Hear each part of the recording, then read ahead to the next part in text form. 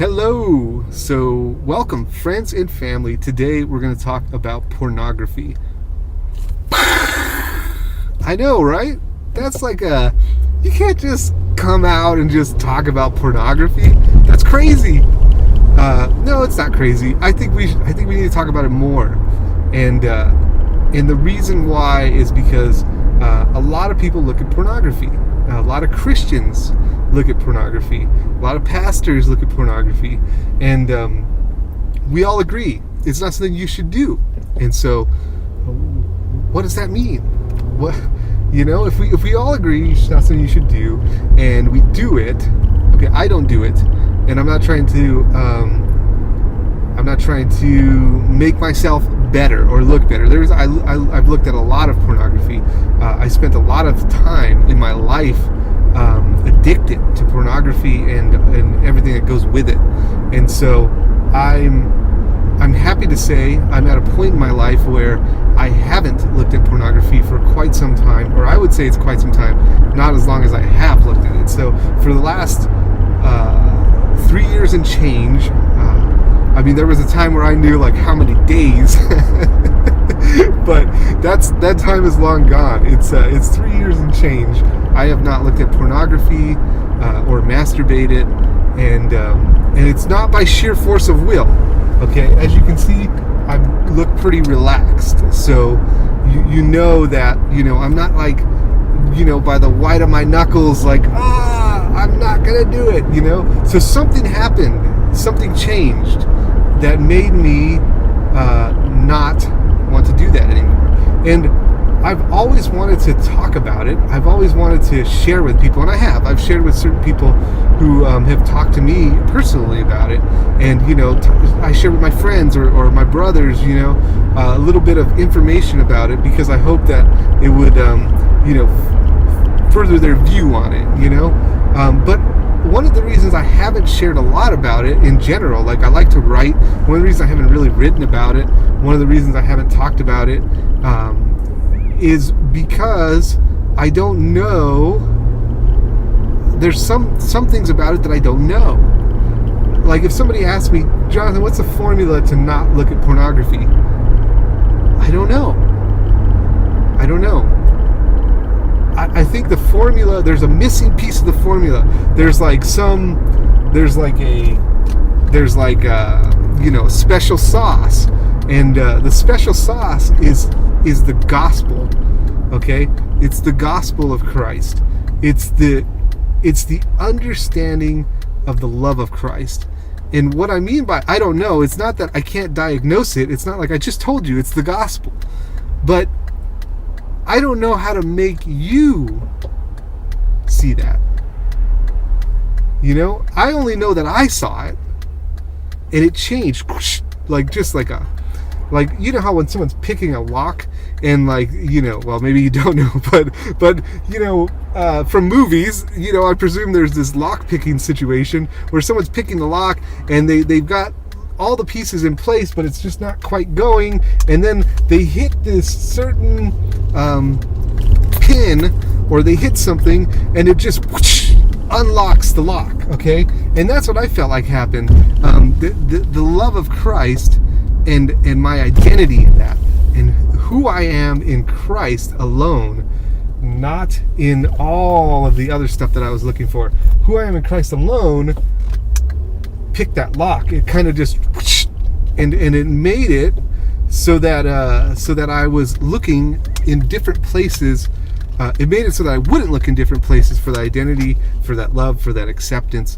That's a long story. We don't want to go. Someday I want to dive into that, but not now. Basically, what I'm saying is that there's some depth here, and so I can't really plunge it. I can't plunge the depth because I'm not fully sure. But there are some things that I do know. Okay, just like I said, the gospel, right? Hey, welcome back. Video cut out. I didn't have any space on my iPhone, so I had to delete my Rogue One movie. So I already watched it, so it's all cool. Just deleted that. Now we have at least a good couple hours of talk time. So what I was talking about is is basically there are some things about pornography and not looking at pornography and kind of that whole process that I feel like I don't know, that I'm still learning, that that I haven't studied, all that stuff. But where I was going was there are some things that I do know, some things that I know that I found helpful when I was going through that, when I was trying not to look at pornography, and what steps did I take, And I hate steps, okay? I hate talking about steps because steps is the way that I always approached pornography, right? It's like, when you grow up in a Christian home, you know that watching pornography is wrong, okay? And you know that looking at pornography and naked women, unless it's your wife, which is totally okay, you know that doing that is wrong, okay? So my whole adolescence and into adulthood, I was trying to figure out a way to stop doing it because like any Christian or any good guy, you want to not do the bad thing. And so I'm like, how do you do this? Okay, how do you not do the bad thing? Okay, so we already stepped in it, When I was young, I discovered it, and boom, here we are, we're in it, I'm adult, I'm looking at it. How do I stop looking at it? And all the methods that I tried were steps, right? Like, like I talked about earlier in the video, where it's like, you're like, no, I'm not gonna do it, sheer force of will, and and that fails. It fails every time, and so I don't like talking about steps, okay? I don't like talking about here's a solution, okay? Because like I said, in the end, there's an unlocking that God does through the gospel that frees you, okay, and equips you to stop looking, to stop thinking in a way that's bad for you. It just dissolves the strongholds, those ideas and those lies in your mind. It dissolves them, and boom, you're free. So that has to happen, and like I said, don't know how to do that. Okay, so steps. Don't put this in the category of steps. But when thinking about healthy things, okay, what does it look like to be healthy? What does it look like to not look at pornography? What does that look like? Now that's what I want to talk about.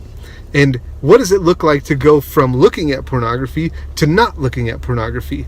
Remember, not steps, but if you were to watch a movie or a drama play out, what would that drama look like? That's what I want to talk about.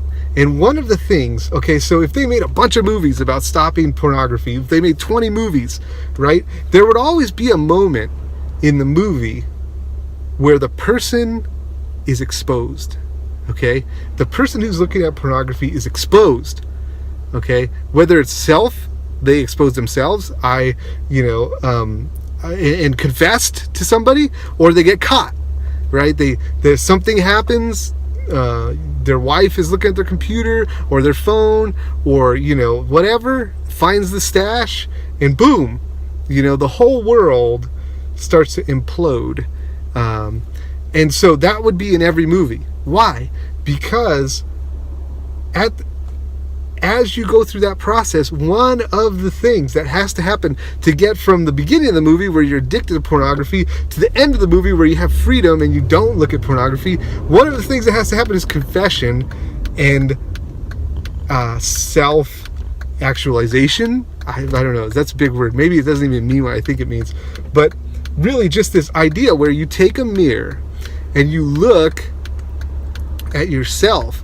And now, I don't like to encourage people to look at themselves, okay? I'm not trying to say, all your solutions are inside yourself, or look at yourself, because at the end, remember what I said, the gospel, Jesus, the view of Christ is going to unlock that for you. So looking at Christ is going to, in the end, solve the problem, but there has to be a moment where you see yourself in the light of that. Okay, so when you see what's going on here for what it really is, okay?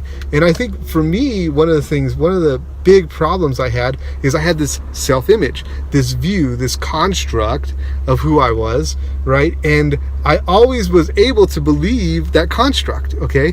This is who I am, okay? I'm a good guy. I'm a good husband.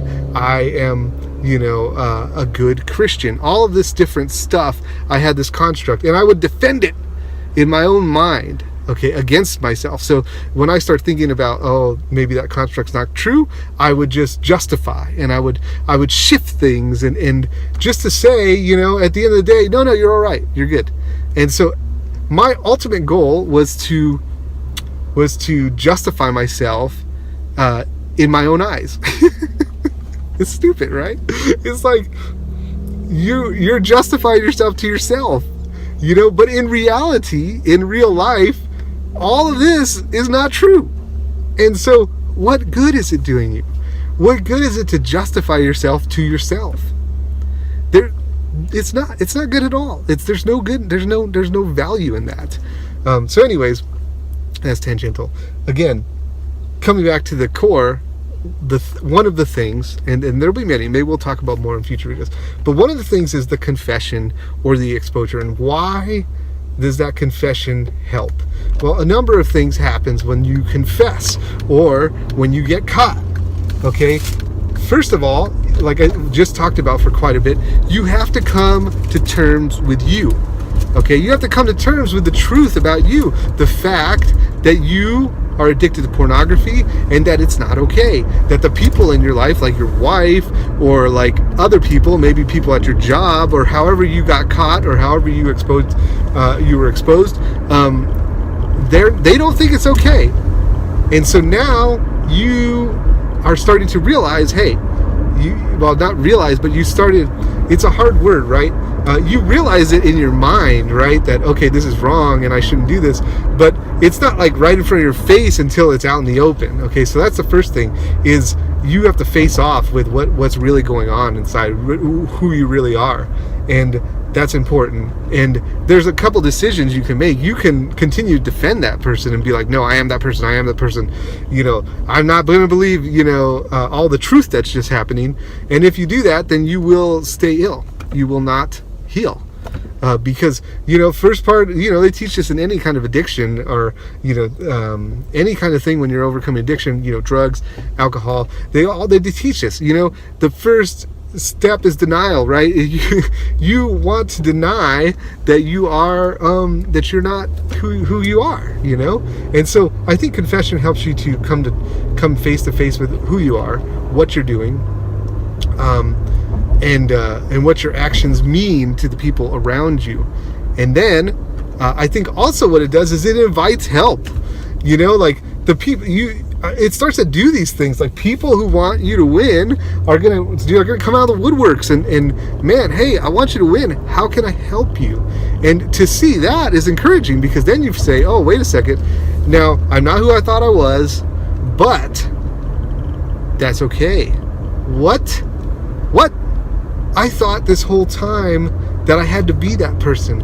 I thought this whole time I needed that construct. I don't need that construct.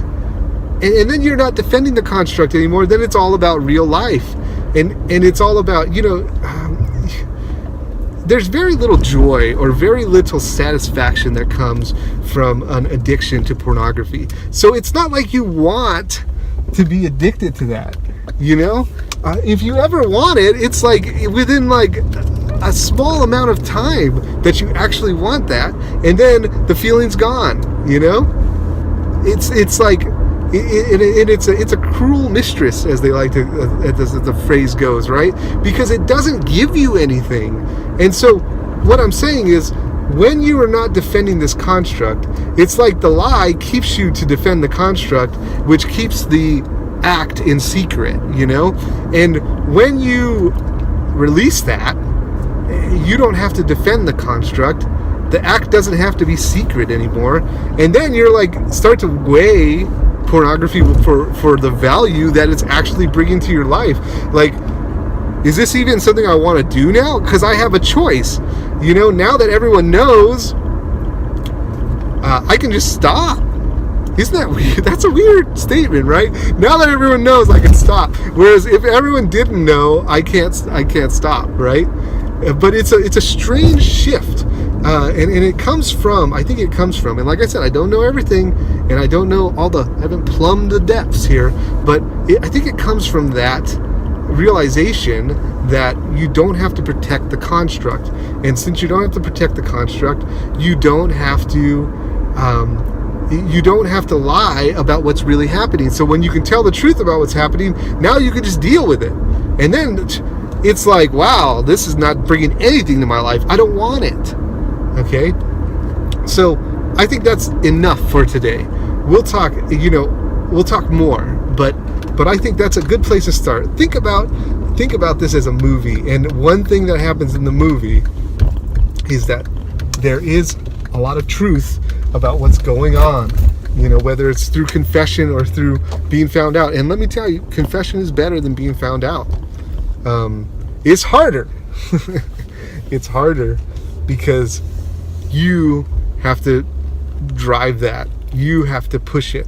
But in the end, it's better. It's better because you're taking an active role in the healing. All right, I'll talk to you later. Leave in the comments what you think.